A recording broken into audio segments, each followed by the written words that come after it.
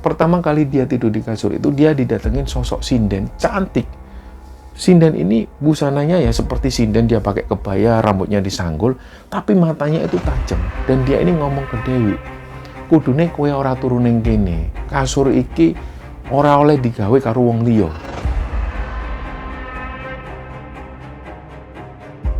Sekitar jam 2 dini hari, ada suara berisik, wah, tua.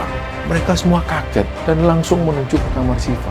Begitupun juga dengan ibu-ibu tuan rumah ini. Mereka ngelihat Syifa itu badannya ini nabrak-nabrak ke dinding. Put, nanti kamu lihat ya makam yang sendirian itu. Nanti kita lewat lagi.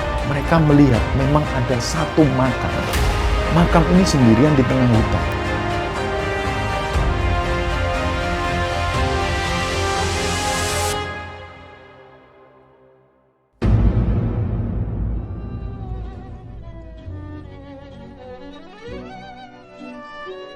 Bismillahirrahmanirrahim. Assalamualaikum warahmatullahi wabarakatuh. Sobat Gembara Sunyi dimanapun berada, pada kesempatan kali ini kami akan membagikan cerita yang dikirim oleh Sobat Gembara yang bernama Putri. Sebelum kita masuk ke ceritanya, untuk teman-teman yang nonton tayangan ini dan belum subscribe, jangan lupa untuk subscribe lebih dulu agar channel Gembara Sunyi ini lebih berkembang lagi dan kami lebih bersemangat lagi dalam membuat konten-konten terbaru di Gembara Sunyi. Dan untuk teman-teman yang telah mendukung kami sejauh ini, kami mengucapkan terima kasih banyak. Semoga amal kebaikan teman-teman dibalas kebaikan berlipat oleh Allah Subhanahu wa Ta'ala.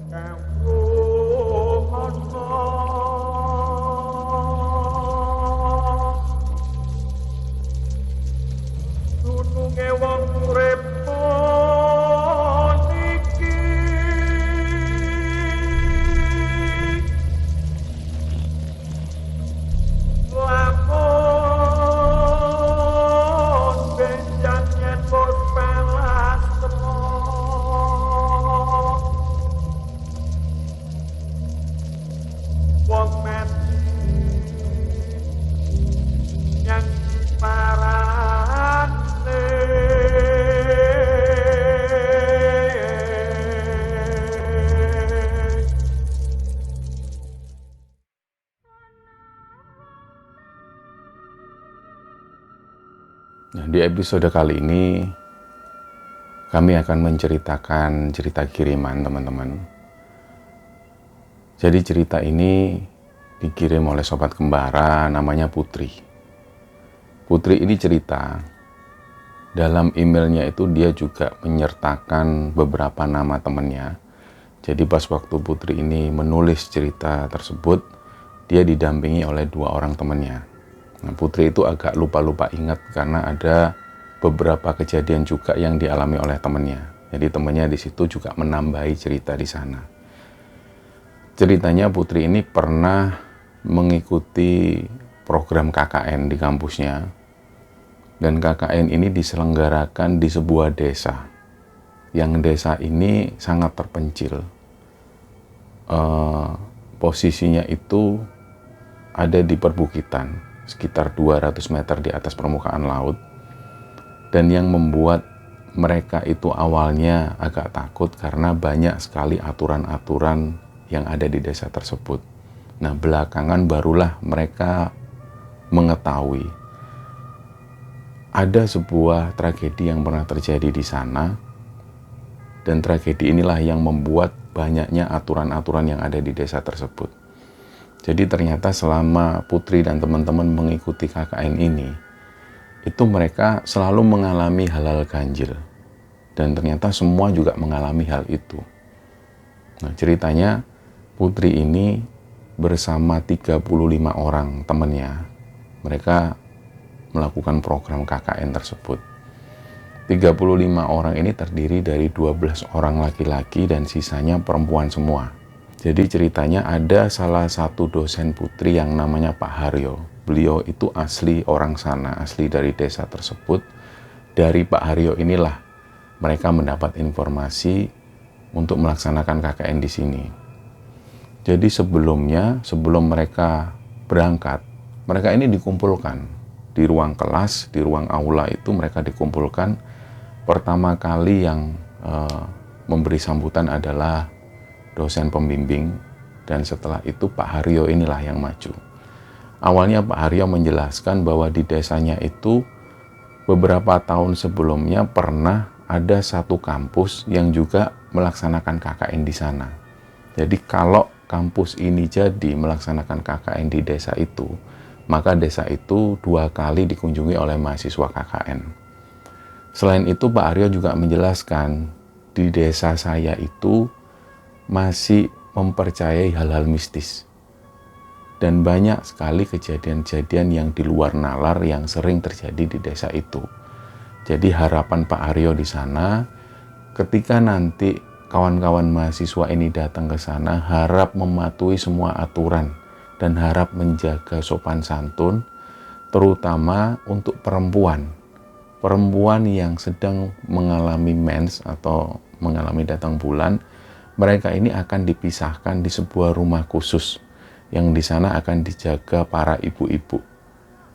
Di situ Pak Haryo nggak menjelaskan kenapa kalau ada perempuan yang berhalangan dipindahkan ke rumah khusus. Beliau hanya bilang bahwa ini untuk menjaga adab di sana. Memang tradisinya seperti itu. Dan yang kedua, Pak Haryo juga menjelaskan di desa itu sangat menjunjung tinggi sopan santun. Jadi diharapkan mahasiswa dan mahasiswi yang datang ke desa tersebut harus mengutamakan adab dan sopan santun. Minimal ketika mereka jalan-jalan di seputar desa dan ketemu orang-orang yang lebih sepuh atau yang lebih tua, haruslah menunduk dan menyapa. Ini untuk menghormati orang-orang tua di sana terutama, dan untuk menjunjung tinggi sopan dan santun. Dan Pak Haryo juga menjelaskan bahwa di desa itu setelah adzan Isya, ini biasanya warga kampung sudah tidak beraktivitas lagi. Dan diusahakan supaya nanti peserta KKN ini juga mematuhi aturan tersebut. Jadi setelah adzan Isya, diharapkan berada di rumah dan tidak keluar-keluar rumah. Ini sebuah aturan yang tidak boleh dilanggar. Dan memang di sana itu tidak pernah mengadakan sebuah acara apapun di atas Isya. Artinya di malam hari ini nggak pernah ada acara. Kalau ada warga yang hajatan sunatan, perkawinan dan lain sebagainya, ini akan dilaksanakan pagi, siang atau sore. Jadi malam tidak ada aktivitas apapun. Nah, Pak Haryo itu perlu menyampaikan ini ke teman-teman mahasiswa yang akan melaksanakan KKN di sana, karena Pak Haryo sempat melihat ada jadwal ini akan dilakukan di waktu malam hari. Tentu ketika Pak Haryo ngomong seperti ini, kegiatan itu harus dihapus, artinya harus dimajukan, tidak boleh ada kegiatan di malam hari. Nah, itulah yang disampaikan oleh Pak Haryo. Setelah itu Pak Haryo meminta semua peserta KKN ini harus melakukan daftar hadir.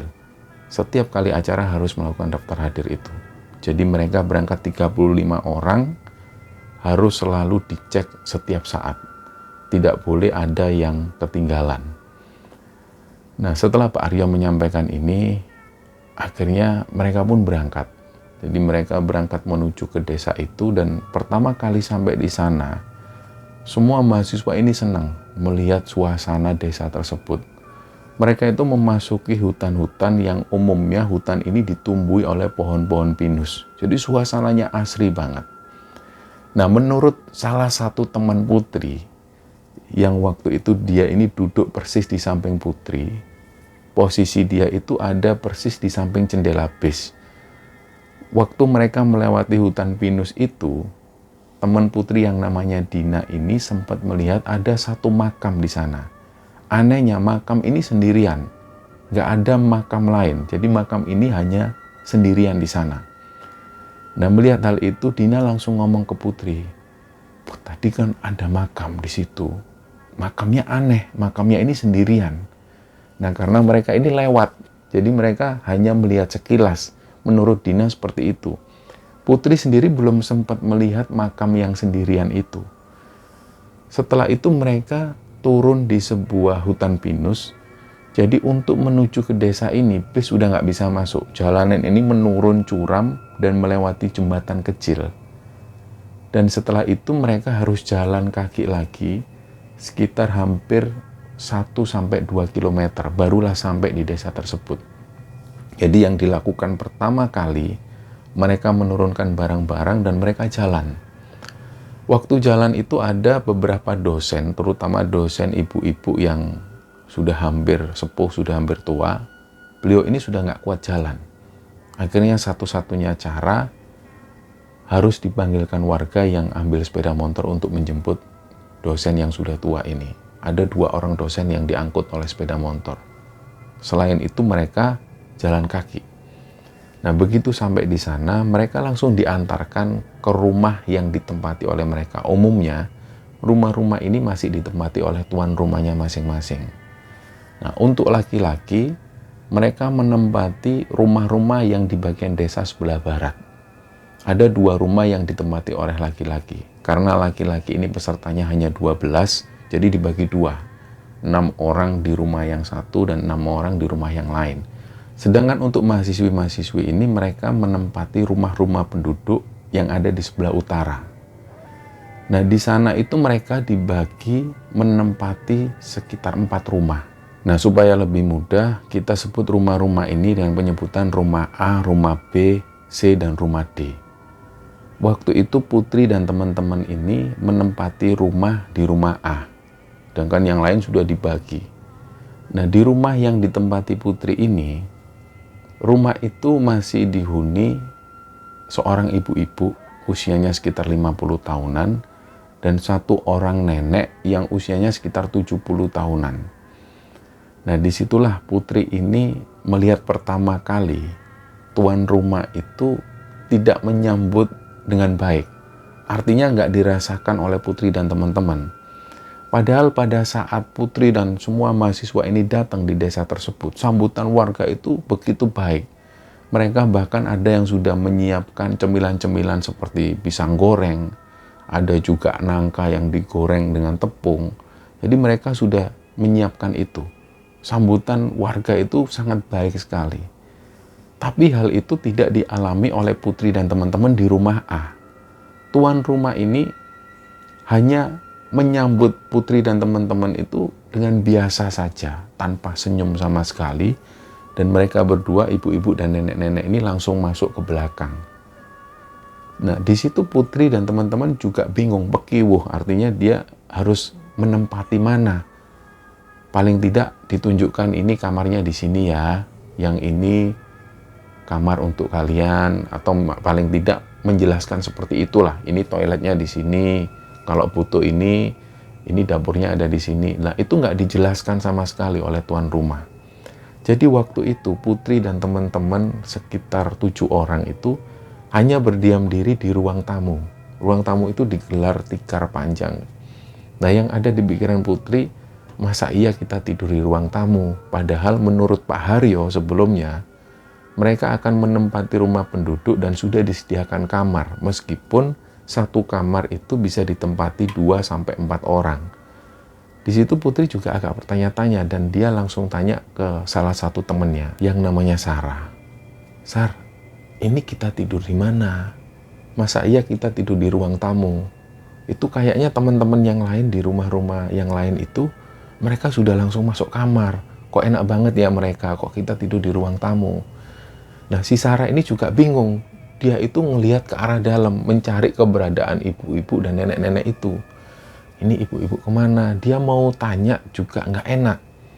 Akhirnya sekitar 5 menit kemudian, ibu-ibu ini datang bawa teh panas, disuguhkan ke mereka, dan si ibu-ibu ini cuma bilang, maaf ya seadanya, ini diminum. Terus beliau ini langsung mau balik, mau masuk lagi ke dalam dapur. Tapi di situ Putri memberanikan diri. Karena dia sudah capek, dia pengen istirahat sebentar saja. Terus dia ini manggil ibu-ibu, "Bu, mohon maaf, ini kami tidurnya di sini atau di kamar ya?" Nah, si ibu-ibu ini bilang, "Ya enggak apa-apa Mbak, kalau mau tidur di kamar itu ada kamar. Cuma kamar yang di belakang itu jangan ditempatin." Nah, akhirnya mereka dengan segera langsung ambil tas, mereka memilih kamarnya masing-masing. Dan semua sudah kebagian akhirnya. Meskipun ada juga yang mereka ini tidur lebih dari 2 orang. Ada juga yang menggelar tikar untuk tidur di bawah kasur persis. Nah, di masing-masing kamar ini nggak ada pintu.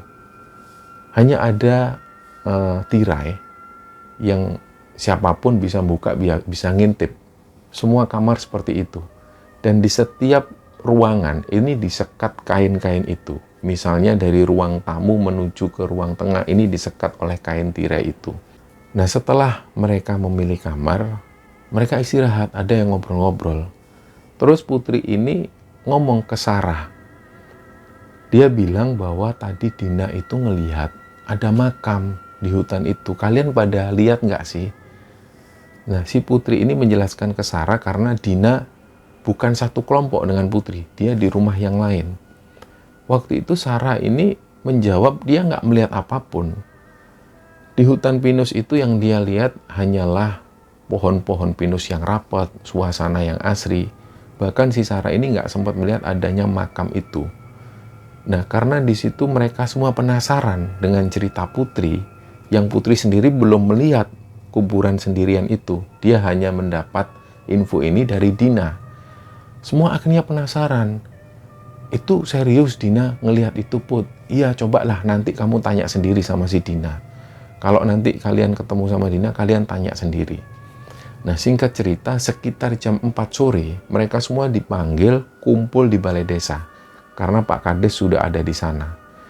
Nah, begitu sampai di balai desa, semua kumpul 35 orang ini. Di situ mereka melihat ada Pak Kades, Pak Haryo, dan juga beberapa dosen yang sudah duduk di depan. Mereka semua lesehan, nggak ada meja di sana. Awalnya yang memberi sambutan adalah dosen mereka, kemudian Pak Kades lah yang bicara. Di awal-awal sambutan ini Pak Kades hanya bilang mengucapkan terima kasih banyak sudah bersedia mengunjungi desa kami, dan semoga kalian semua ini kerasan di sini karena mereka ini punya proyek, dia punya program, mereka ini akan menjadikan hutan-hutan pinus yang di sana itu destinasi wisata. Mereka mau menjadikan desa ini adalah desa percontohan. Jadi memang program mereka itu sangat besar menurut Pak Kades. Nah, Pak Kades setelah mengucapkan terima kasih dan selamat datang, barulah Pak Kades bilang, mungkin kalian semua adik-adik ini sudah dikasih tahu sama Pak Haryo. Pak Haryo ini adalah anak asli desa sini. Beliau besar di sini dan merupakan kebanggaan kami juga karena Pak Haryo ini adalah seorang intelektual, seorang dosen. Mungkin kalian juga sudah dapat info dari Pak Haryo bahwa di desa ini masih mempercayai hal-hal mistis. Dan di atas jam 7 malam atau selepas Isya, warga ini nggak ada mbak yang beraktivitas di luar. Lebih banyak mereka beraktivitas di dalam rumah. Dan yang kedua, tidak ada acara-acara yang digelar di malam hari. Nah, warga sini ini mbak, mas, kalau mau mengadakan acara seperti hitanan, acara kawinan, ini selalu diadakan di pagi hari, siang hari, maupun sore hari. Mungkin kalian semua sudah dengar dari Pak Haryo. Kenyataannya memang seperti itu. Dan yang lainnya adalah harap dijaga betul soal sopan santun. Terus di sini Pak Kades tanya, mohon maaf, ada nggak mbak-mbak yang berhalangan yang mens? Nah, ternyata sudah ada yang angkat tangan. Ada 3 orang. Dan 3 orang ini ternyata sudah menempati rumah khusus yang dijaga oleh ibu-ibu yang memang khusus digunakan untuk orang-orang atau perempuan yang sedang mens. Nah, rumah ini hanya ditempati oleh perempuan yang mens. Kalau warga asli sana, mereka mens, mereka bebas, mereka tetap tinggal di rumah masing-masing. Tapi hal ini diperuntukkan bagi para pendatang. Jadi waktu itu Pak Kades juga cukup lega karena perempuan-perempuan atau mahasiswi yang mens ini sudah menempati rumah itu. Setelah itu Pak Kades juga menjelaskan bahwa nanti program-program atau acara-acara yang dilaksanakan di malam hari harap dimajukan. Janganlah menggelar acara meskipun itu hanya sekedar rapat kepanitiaan atau rapat KKN, jangan digelar di malam hari. Baiknya digelar di siang hari. Karena warga sini mempercayai tidak ada aktivitas atau tidak ada kegiatan di atas Isya. Nah, itulah yang dijelaskan oleh Pak Kades. Setelah itu, mic ini dimatikan oleh Pak Kades, dan Pak Kades ini ngobrol dengan para dosen. Setelah itu, mahasiswa dan mahasiswi ini bubar, kembali ke rumah masing-masing. Nah, pas waktu mereka ini bubar, ada beberapa mahasiswa yang sempat mendengar perbincangan antara Pak Kades dengan para dosen. Di situ juga ada Pak Haryo yang sedang berbincang dengan Pak Kades. Menurut salah satu mahasiswi ini, dia ini sempat mendengar bahwa Pak Kades sempat bilang, jangan Bu, nanti kasihan anak-anak ini takut. Sudah ndak usah, nanti aja dijelaskannya. Itulah yang didengar oleh salah satu orang mahasiswi, dan akhirnya mahasiswi ini membocorkan ke semua mahasiswi yang lain. Sampai akhirnya Putri juga mendengar informasi tentang ini. Akhirnya mereka semua bertanya-tanya, kira-kira Pak Kades ini ngomong apa ya? Apa yang membuat Pak Kades itu sampai ngomong seperti itu? Ini yang membuat akhirnya hal ini seperti bola liar, menggelinding, dan mereka mendapat informasi yang tidak jelas. Mereka bertanya-tanya, ini apa sebenarnya? Nah, hal itu dilupakan. Pada waktu mereka mendengar adzan maghrib berkumandang, mereka bersiap-siap, mereka sholat, dan akhirnya mereka santai-santai di sana.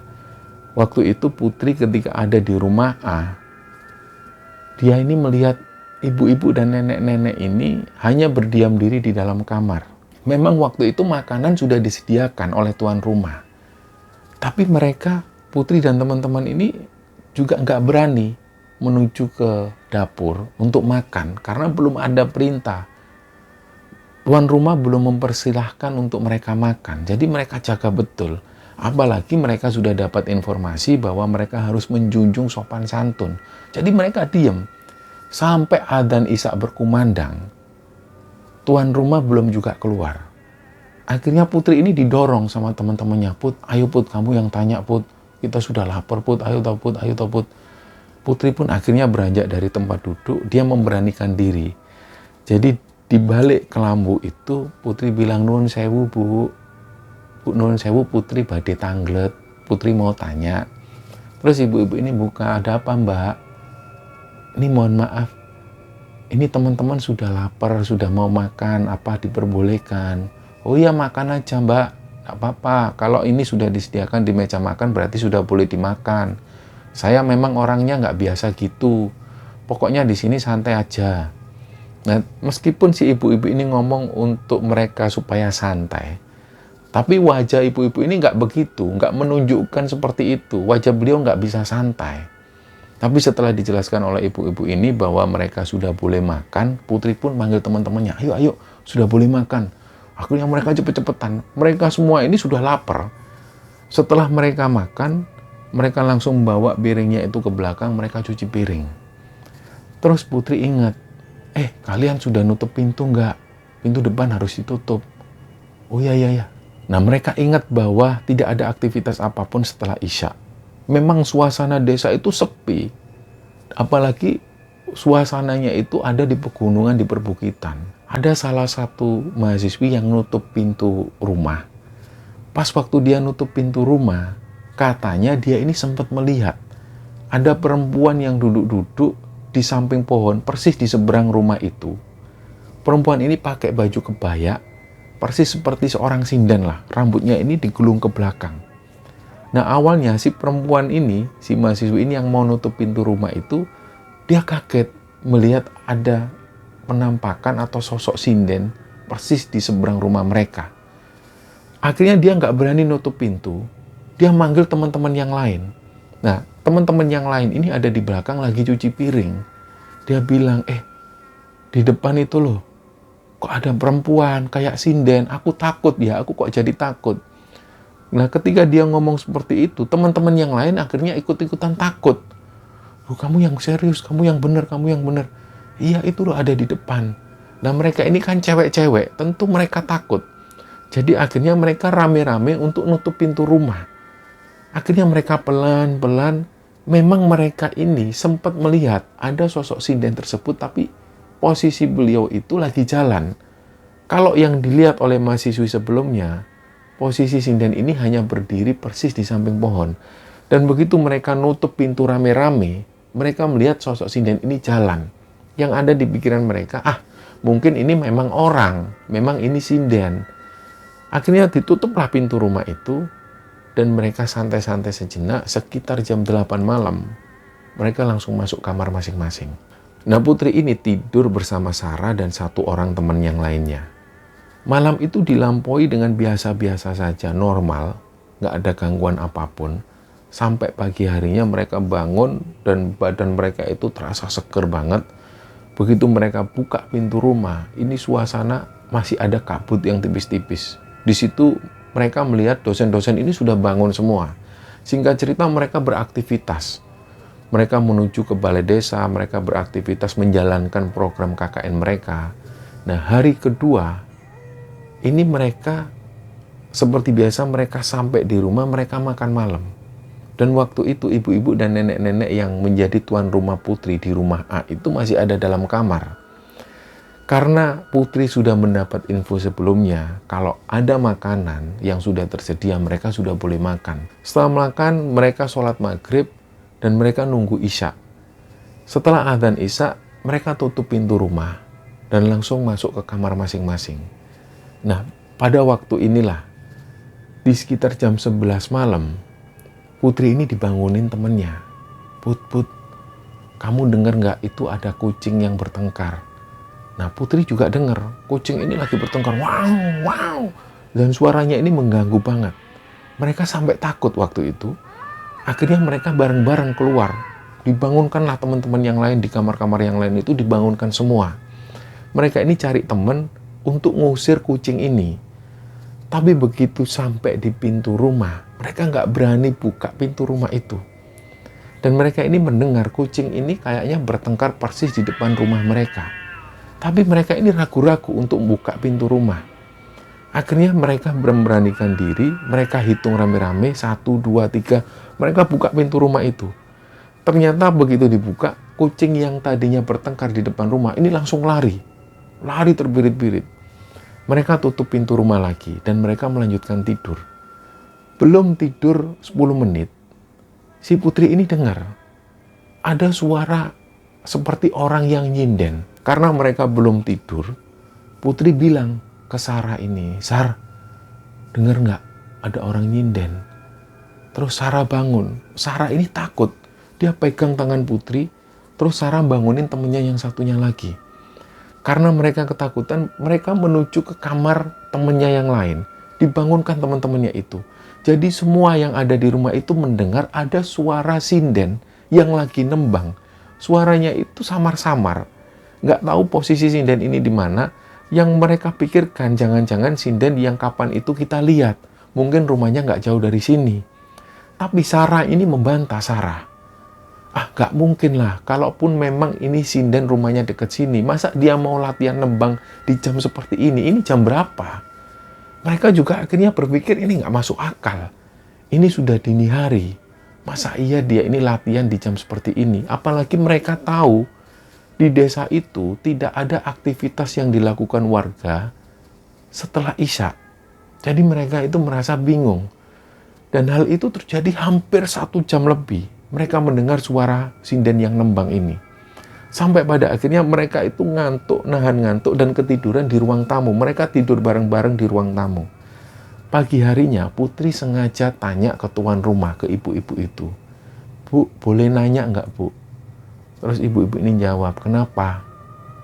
"Semalam itu kami dengar ada suara sinden yang nembang. Suaranya samar-samar. Terus kami takut, kami tidur di sini." Nah, ibu-ibu ini menjelaskan, "Mbak, lain kali kalau kalian itu takut, kalian ya baca doa. Akhirnya kalian mendengar suara yang aneh-aneh seperti itu. Nggak ada suara seperti itu. Di sini ini, di atas isya sudah nggak ada aktivitas warga. Masa iya ada orang nembang di sini?" Terus ada salah satu teman lagi yang bilang, "Bu, karena semalam itu kami sempat ngeliat ada sinden yang berdiri di sana. Dia ini perempuan kayak sinden lah pokoknya busananya. Apa mungkin di sini ada sinden yang rumahnya dekat sini?" Terus ibu-ibu ini jawab dengan ketus, "Nggak ada, Mbak. Nggak ada sinden di sini." Setelah itu beliau masuk. Nah, akhirnya hal ini pun diabaikan. Pada saat mereka beraktivitas di balai desa, Putri ini sudah mau tanya ke Pak Haryo yang merupakan warga asli sana. Tapi Putri ini ragu-ragu, ini mau tanya enggak. Jadi Putri menahan pertanyaannya itu. Nah, malam itu hujan ini turun begitu deras. Sampai suasana di luar rumah ini begitu menegangkan. Jadi mereka semua ini mendengar suara angin yang berembus. Saking derasnya hujan malam itu. Nah, karena pintu rumah itu bukan kunci slot seperti pintu rumah di kota, hanya diganjal dengan kayu. Jadi ketika pintu rumah ini kena angin yang begitu kencangnya, pintu rumah ini juga ikut bergerak. Gedeg. Jadi malam itu benar-benar terasa mereka ini seperti diteror. Suara angin yang kencang, suara hujan yang begitu deras. Apalagi mereka itu mendengar suara hujan ini sampai begitu menakutkan. Nah, sampai hujan ini berhenti sekitar jam 2 dini hari, barulah mereka agak tenang. Dan pagi harinya ketika ada di balai desa, ada beberapa mahasiswi ini yang sudah membawa tas mereka masing-masing. Ternyata mahasiswi-mahasiswi ini adalah mereka yang menempati rumah di rumah D. Rumah D ini semalam ketika hujan turun dengan derasnya itu, ada genteng yang bocor dan sampai genteng ini hancur. Akhirnya air ini masuk dan meluber ke seluruh bagian rumah. Sampai air ini pun juga masuk ke kamar mereka. Akhirnya kamar ini sudah nggak bisa ditempatin lagi. Ada beberapa bagian itu yang kena air sampai airnya ini meluber ke dalam. Karena di bawah ini bukan keramik, lantainya ini masih lantai tanah. Nah, dari situlah inisiatif tuan rumah di rumah D ini memindahkan mereka untuk menempati rumah di rumah yang lain. Nah, menurut Pak Kades, masih ada satu slot kamar di rumah A, di rumah yang ditempati oleh Putri ini. Putri memang juga sudah tahu memang ada satu kamar, tapi mereka juga sudah tahu juga bahwa satu kamar ini katanya nggak boleh ditempati oleh tuan rumah. Tapi ya nggak tahu lagi, kalau memang Pak Kades memerintahkan itu, ya mungkin tuan rumah juga manut. Akhirnya setelah rapat kecil di balai desa, 4 orang mahasiswi ini langsung menuju ke rumah A, rumah yang ditempati oleh Putri. Nah, yang menempati kamar belakang itu Dewi dan Siva. Nah, sebelumnya ini tuan rumah sudah mengingatkan. Sebenarnya Mbak, kamar ini nggak boleh saya tempatin. Saya sudah bilang kok ke anak-anak yang tinggal di sini, kamar ini nggak boleh ditempatin. Tapi karena ini perintah Pak Kades, jadi saya izinkan. Siva dan juga Dewi ini orangnya pemberani. Dan mereka ini juga tahu bahwa Siva, orang tuanya bisa dikatakan orang pintar. Nah, ada salah satu teman si Putri ini yang bilang, dia itu bahkan bilang, Siva pada waktu mengikuti KKN ini, dia bawa jimat. Jimat itu semacam kalung hitam yang dibungkus dengan kain terus dikalungkan di lehernya. Menurut salah satu teman Putri, ini adalah jimat yang diberikan oleh ibunya Siva. Jadi di situ memang Siva ini pemberani banget. Dia itu nggak kenal takut sama sekali. Dan Dewi ini juga pemberani, tapi nggak seberani Siva. Malam itu pada saat mereka ini tidur, mereka semua ini mendengar, awalnya si Sarah yang mendengar duluan, ada suara semacam pertunjukan wayang. Sampai Sarah ini takut, dia langsung duduk dan membangunkan Putri. Secara otomatis Putri membangunkan teman-teman yang lain. Jadi mereka semua ini dengar, memang ada suara pertunjukan wayang di sana. Nah, karena mereka mendengar suara pertunjukan wayang seperti itu, yang mereka merasa ini ganjil sekali. Karena waktu itu jam 1 dini hari. Mereka cuma berpikir, di desa ini kan nggak ada acara di malam hari. Ini kok ada pertunjukan wayang. Jadi mereka takut, mereka bangunkan semua. Dan di situ mereka mau membangunkan Siva dan juga Dewi. Nah, posisi Siva ini tidur di tempat tidur, sedangkan Dewi ini tidur di bawah tempat tidur. Si Dewi ini menggelar tikar. Padahal sebelumnya Dewi ini satu kasur sama si Siva. Tapi pas waktu mereka membangunkan Siva dan Dewi, posisi Dewi ini sudah di bawah. Nah, di situ Siva dibangunkan. Siva bangun, Siva, Dewi bangun. Kalian dengar nggak itu ada suara pertunjukan wayang? Terus mereka ini diem. Mereka mendengarkan, memang suaranya ini mengalun. Ada suara samar-samar. Dan mereka itu mendengar ini memang benar. Ini kayak ada orang yang nanggap wayang.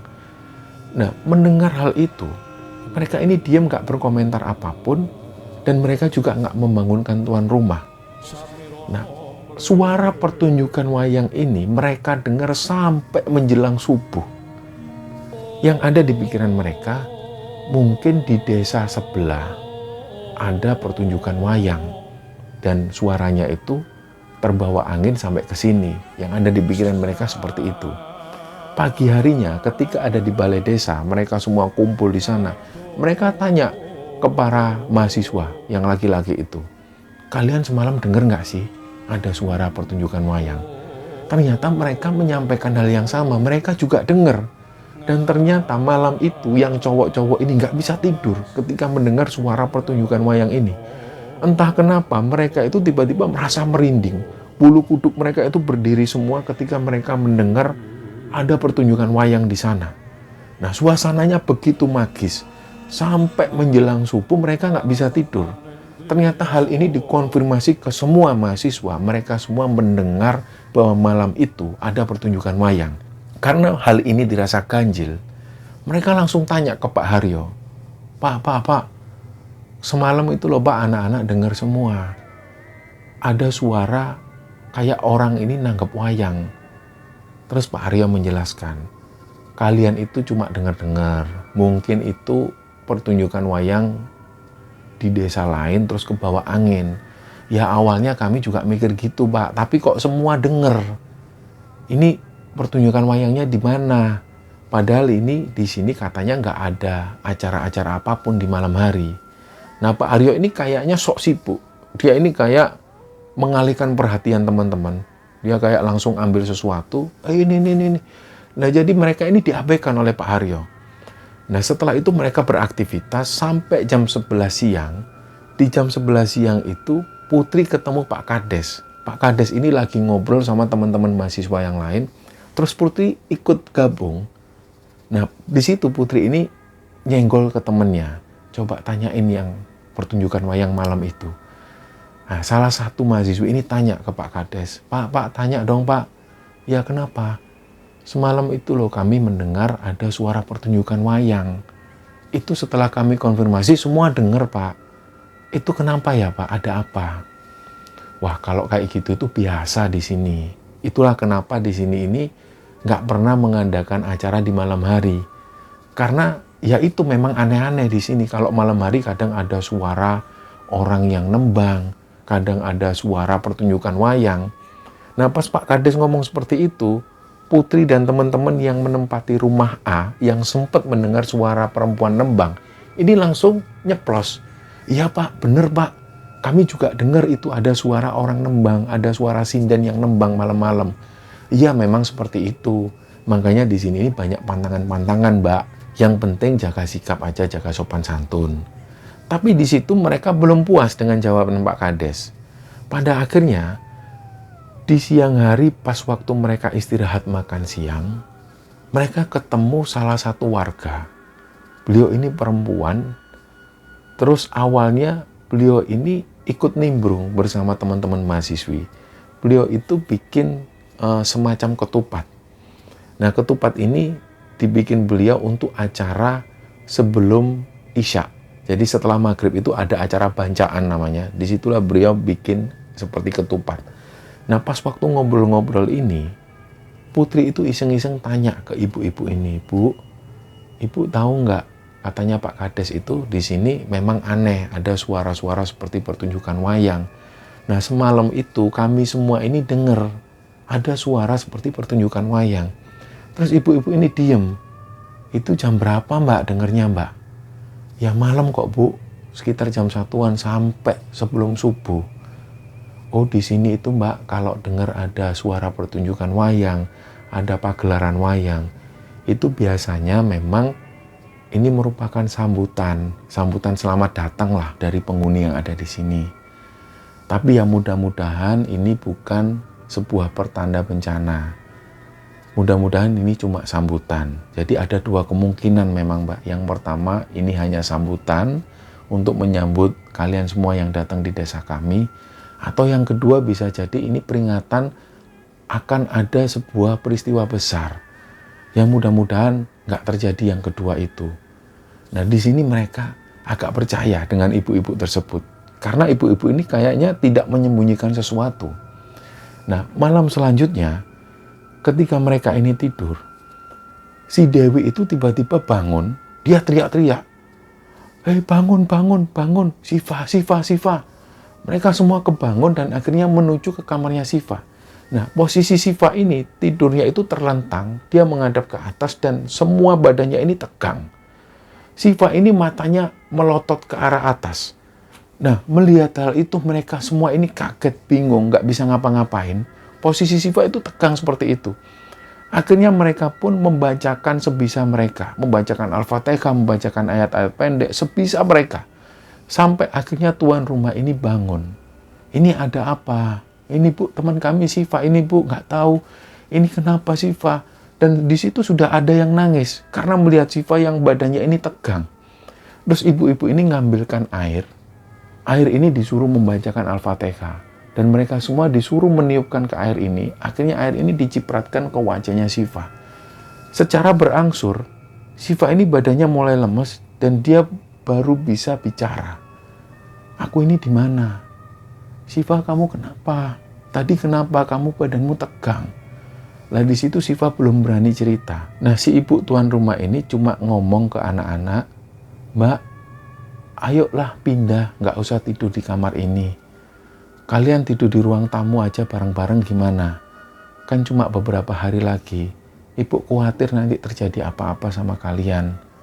Ya, ayo tidur di ruang tamu aja yuk." Mereka sepakat, mereka semua tidur di ruang tamu.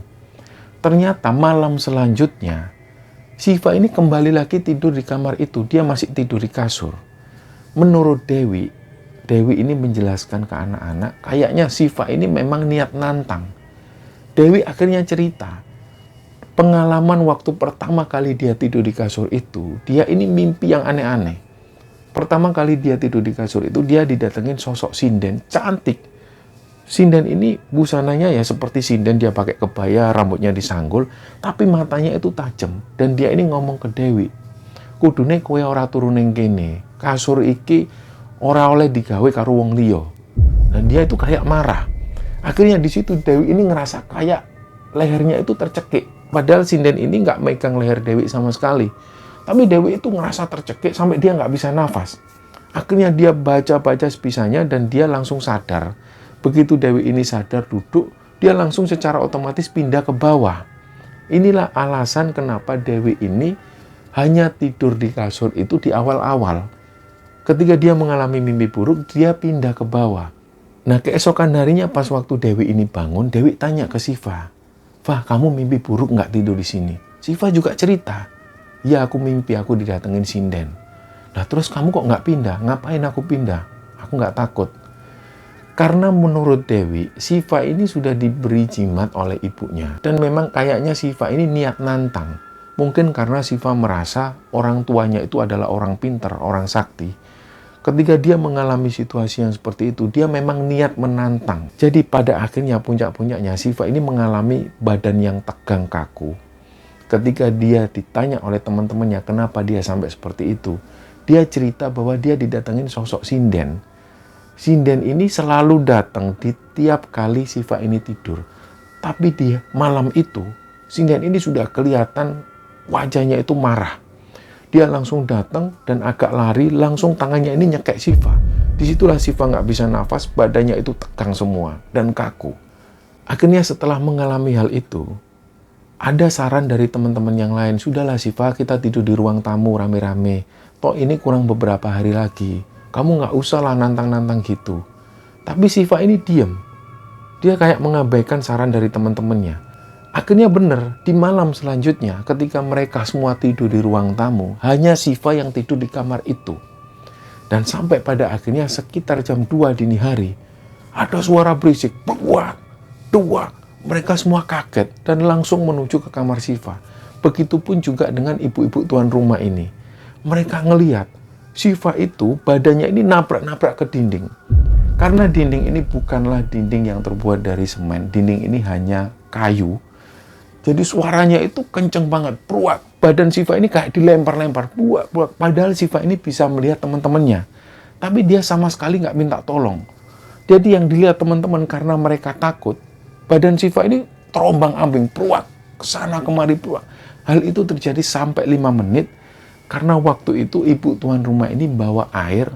Air ini dibacakan sesuatu oleh ibu-ibu tuan rumah dan langsung menyiramkan air ini ke arah Siva. Setelah itulah Siva langsung terjatuh. Dia ini kayak orang linglung. Dia noleh kanan kiri. Tolong aku, angkatan aku, angkatan aku. Siva pun diangkat langsung dibawa ke ruang tamu. Nah, setelah Siva ada di ruang tamu, ibu-ibu tuan rumah ini langsung ngomong ke Siva, Mbak, ini terakhir ya Mbak, nggak usah tidur di kamar itu. Kan kalian sudah sepakat tidur di ruang tamu. Sudahlah, jangan seperti ini. Kami ini nggak mau ditantang-tantang. Ilmumu nggak berguna di sini, jimatmu nggak berguna. Kami nggak butuh yang kayak gitu-gitu. Secara nggak langsung ibu tuan rumah ini bilang bahwa Siva ini pakai jimat. Lah yang membuat mereka ini penasaran, membuat mereka heran, kok ibu-ibu ini tahu kalau Siva ini pakai jimat. Nah pada saat malam terakhir mereka ada di sana, Siva nggak berani lagi tidur di kamar itu. Mereka semua tidur di ruang tamu. Nah pada saat tidur inilah, di sekitar jam 1 dini hari, mereka semua ini mendengar ada suara angin yang berembus. Sampai-sampai suara angin ini menggetarkan pintu rumah. Godok-godok, godok-godok, godok-godok. Nah mereka takut, akhirnya mereka semua bangun. Si cewek-cewek ini bangun semua menghadap ke arah pintu rumah. Gak lama kemudian pintu rumah ini kebuka dengan sendirinya. Padahal pintu rumah ini sudah diselot dengan kayu. Gak mungkin pintu ini bisa terbuka dengan sendirinya, harus ditarik. Tapi tiba-tiba gelondongan kayu itu terjatuh dan membuat pintu rumah ini kebuka pelan-pelan. Akhirnya mereka semua itu melihat suasana di luar ini gelap, sepi. Dan di situ mereka melihat ada sosok sinden yang jalan. Nah, melihat hal itu, mereka langsung cepet-cepetan nutup pintu rumah lagi. Kejadian malam itu cuma seperti itu. Sampai pagi hari. Nah, pagi harinya sebelum mereka ini berpisah, mereka semua itu dikumpulkan di balai desa. Di situ juga Pak Kades minta maaf kalau selama di sana mereka kurang nyaman, terutama dengan hal-hal yang dialami oleh mereka yang di luar nalar. Pak Kades juga mendengar tentang Siva yang sempat beberapa kali ini kesurupan. Jadi Pak Kades di situ juga minta maaf dan beliau hanya menyampaikan ke teman-teman mahasiswa semua supaya hal ini dijadikan pelajaran. Jadi memang desa ini masih diselimuti misteri. Pak Kades nggak ngomong apapun. Singkat cerita mereka semua pulang. Nah pas waktu mereka naik bis, mereka otomatis melewati hutan-hutan pinus. Putri ingat, dia sudah diingatkan oleh Dina, Put nanti kamu lihat ya makam yang sendirian itu. Nanti kita lewat lagi. Nah semua orang ini berusaha melihat makam yang sendirian yang dibicarakan oleh Dina. Mereka menantikan hal itu dan ternyata benar. Pada waktu melewati hutan pinus, mereka melihat memang ada satu makam. Makam ini sendirian di tengah hutan dan sangat tidak masuk akal. Di samping-sampingnya nggak ada makam lagi dan di situ juga nggak ada tulisan pemakaman umum atau apapun itu. Nggak ada informasi tentang makam ini. Makam ini sendirian di tengah-tengah hutan pinus. Nah di situ mereka bertanya-tanya dan karena mereka satu bis dengan Pak Haryo, mereka langsung tanya, Pak, itu sebenarnya makam siapa, Pak? Yang mana? Yang itu loh, Pak, di hutan pinus. Oh, yang di situ. Adalah ceritanya, nanti aja tak ceritain, jangan di sini. Nah, mereka semua penasaran. Ayolah, Pak, cerita, Pak. Kan kita sudah nggak ada di desa itu. Enggak lah, nanti aja, jangan di sini. Nah, singkat cerita, mereka sampai di kampus. Waktu mereka turun, mereka langsung tanya ke Pak Haryo. Pak, ceritain, Pak, itu makam siapa, Pak, yang di desa itu? Kami ini penasaran loh, Pak. Akhirnya di situ Pak Haryo pun cerita. Disinilah Pak Haryo itu cerita gamblang, cerita panjang lebar tentang sejarah desanya itu. Jadi di desa itu, kenapa mereka ini tidak pernah lagi melakukan kegiatan di malam hari? Sebelum-sebelumnya desa ini normal. Mereka masih menyelenggarakan acara di malam hari. Dan sampai pada satu ketika, di sekitaran tahun 1979, ada seorang perempuan yang profesinya ini adalah seorang sinden. Nah, beliau ini kita sebut namanya Astina. Mbak Astina ini bisa dikatakan kembang desa. Setiap kali Mbak Astina ini ada pertunjukan wayang atau nyinden di suatu tempat, semua warga kampung ini pasti nonton pertunjukan beliau. Suatu ketika ada informasi atau berita miring tentang Mbak Astina ini. Dikatakan bahwa Mbak Astina itu merebut suami orang. Nah, berita ini masih simpang siur. Jadi warga belum percaya 100% tentang hal itu. Sampai kemudian istri dari suami yang selingkuh dengan Mbak Astina ini bicara. Dia angkat bicara, dia sebarkan berita ini ke orang-orang bahwa suaminya sudah tidur berulang kali dengan Mbak Astina dan mereka semua selingkuh. Akhirnya warga kampung benar-benar menggerebek situasi pada saat Mbak Astina selingkuh dengan laki-laki tersebut. Kejadian itu terjadi di rumah si laki-laki ini. Kejadiannya di siang hari. Karena warga sudah dilapori banyak hal, terutama oleh istri sah dari laki-laki ini. Warga pun akhirnya berbondong-bondong ke rumah si laki-laki ini. Dan ternyata ketika mereka menggerebek, ternyata benar. Di situ ada Mbak Astina dan ada si laki-laki ini yang statusnya adalah suami orang. Tanpa pikir panjang, mereka ini diarak keliling kampung. Bahkan ada yang minta supaya busana mereka ini dilucuti. Tapi berhubung waktu itu masih ada orang-orang yang tua-tua, mereka bilang sudah ndak usah kayak gitu, kasihan. Nah, waktu itu mereka hanya dikarak keliling desa. Ada yang bilang pelacur, ada yang bilang lonte, dan mereka semua ini membuli Mbak Astina. Yang sebelumnya Mbak Astina ini dielu-elukan, dibangga-banggakan oleh warga desa. Dengan adanya peristiwa ini, langsung seketika itu juga warga tidak simpati lagi. Mereka mencaci Mbak Astina. Dan hal itu terjadi sampai sore hari. Sampai-sampai Mbak Astina ini kecapean dan dia pingsan di jalan. Setelah mendapati kejadian ini, orang tua Mbak Astina itu jadi orang yang pemalu. Mereka lebih banyak ada di rumah. Dan beberapa hari setelah itu, bapaknya Mbak Astina ini pergi dari kampung. Kata orang-orang, beliau ini minggat. Beliau sudah nggak kuat lagi melihat kenyataan pahit putrinya yang seperti itu. Dan setelah bapaknya Mbak Astina ini pergi meninggalkan kampung, beliau nggak kembali lagi. Setelah mengetahui bapaknya pergi dari kampung, warga ini digemparkan lagi oleh berita Mbak Astina ini gantung diri di kamarnya. Ibunya Mbak Astina ini teriak histeris. Nah, setelah kejadian itu, warga kampung menolak jasad Mbak Astina ini dimakamkan di pemakaman umum. Mereka ini akhirnya semakin jengkel. Mereka melihat Mbak Astina ini adalah seorang pelacur.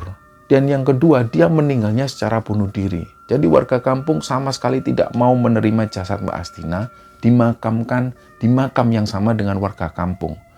Mengetahui hal ini, keluarga Mbak Astina ini juga bingung. Terus anakku ini dimakamkan di mana? Akhirnya, dengan dibantu oleh desa sebelah, jasad Mbak Astina ini dibawa. Rencananya mau dimakamkan ke desa lain yang mau menerima jasad Mbak Astina. Tapi di tengah perjalanan, ada inisiatif dari warga desa lain, sudahlah Mbak, Bu, dimakamkan di sini aja Mbak Astina. Supaya makam ini jadi pertanda bahwa siapapun yang lewat sini akan mengetahui tragedi tentang Mbak Astina. Supaya mereka menjadikan pelajaran. Dibantu oleh warga desa lain, akhirnya jasad Mbak Astina ini dimakamkan di hutan tersebut. Jadi semenjak meninggalnya Mbak Astina dan Mbak Astina dimakamkan di hutan pinus tersebut, beberapa bulan setelah itu, ada warga yang menggelar hajatan di malam hari. Kebetulan waktu itu yang menggelar hajatan adalah tetangga desa yang menikahkan anaknya. Seperti biasa ada sound system, ada acara makan-makan dan ada keramaian di sana. Tiba-tiba, suara sound system ini berubah menjadi suara sinden yang nembang. Dan warga desa di sana ini langsung kaget, mereka diam semua karena mereka yakin ini suaranya Astina, suaranya khas sekali. Tiba-tiba mereka semua teriak berlarian. Mereka takut karena mereka yakin ini suara Astina yang nembang ini. Nah, akhirnya bubarlah mereka.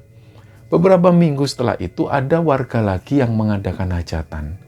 Mereka ini mengadakan hajatan persis di depan rumah mereka. Acara ini adalah acara bancaan, makan-makan. Pada waktu mereka acara itu, tiba-tiba ada salah satu warga yang melihat ada sosok Mbak Astina. Nah, Mbak Astina ini masih pakai busana sindennya, rambutnya digulung di belakang, dia pakai kebaya. Mbak Astina ini duduk-duduk di situ. Karena warga kampung ini sudah tahu bahwa Mbak Astina ini sudah meninggal, dia langsung teriak-teriak, loh, loh, loh.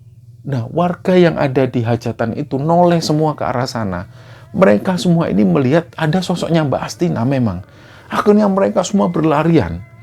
Nah, berbulan-bulan setelah itu ada warga lagi yang mengadakan hajatan di malam hari. Mereka semua mengalami gangguan.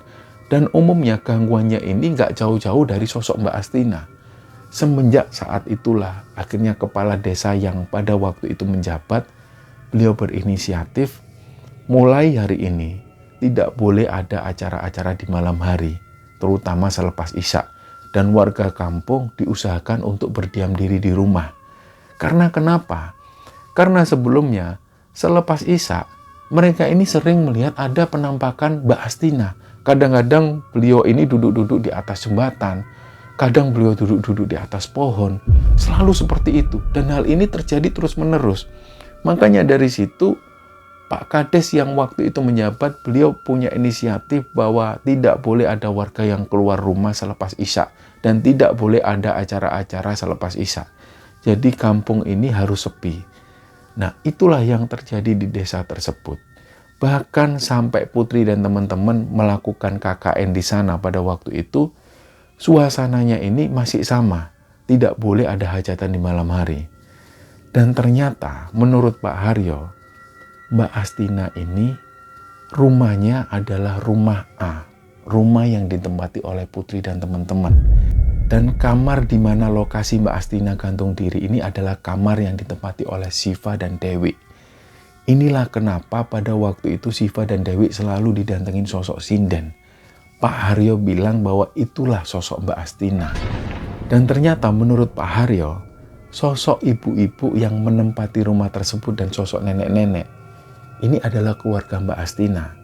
Sosok nenek ini adalah ibunya Mbak Astina, dan sosok ibu-ibu yang ada di sana ini adalah kakak Mbak Astina. Nah, tentu waktu itu Putri ini langsung merinding mendengar cerita dari Pak Haryo. Kok Bapak enggak bilang-bilang, Pak? Seharusnya kan rumah itu nggak ditempati. Nah, Pak Haryo ini bilang, sebenarnya Bapak ini juga sudah bilang, rumah Mbak Astina nggak usah ditempati oleh mahasiswi. Tapi Pak Kades sendiri yang menyarankan karena rumah Mbak Astina ini cukup besar, mempunyai 3 kamar lebih, dan ruang tamunya juga besar. Makanya Pak Kades berinisiatif rumah Mbak Astina ditempati nggak apa-apa. Nah, akhirnya setelah mendengar cerita itu, terjawablah semua misteri-misteri yang mereka alami selama ini. Ternyata kejadian-kejadian yang mereka alami selama ada di desa itu, ini ada hubungannya dengan Mbak Astina. Nah, cerita inilah teman-teman yang dibagikan oleh Sobat Kembara yang bernama Putri. Kami mengucapkan terima kasih kepada Mbak Putri dan teman-teman yang telah membagikan cerita ini pada Kembara Sunyi. Dan semoga kisah ini bisa menghibur teman-teman sekalian, dan lebih-lebih semoga kisah ini bisa kita ambil hikmah dan bisa kita ambil pelajaran di dalamnya. Mohon maaf kalau ada salah-salah kata. Wassalamualaikum warahmatullahi wabarakatuh.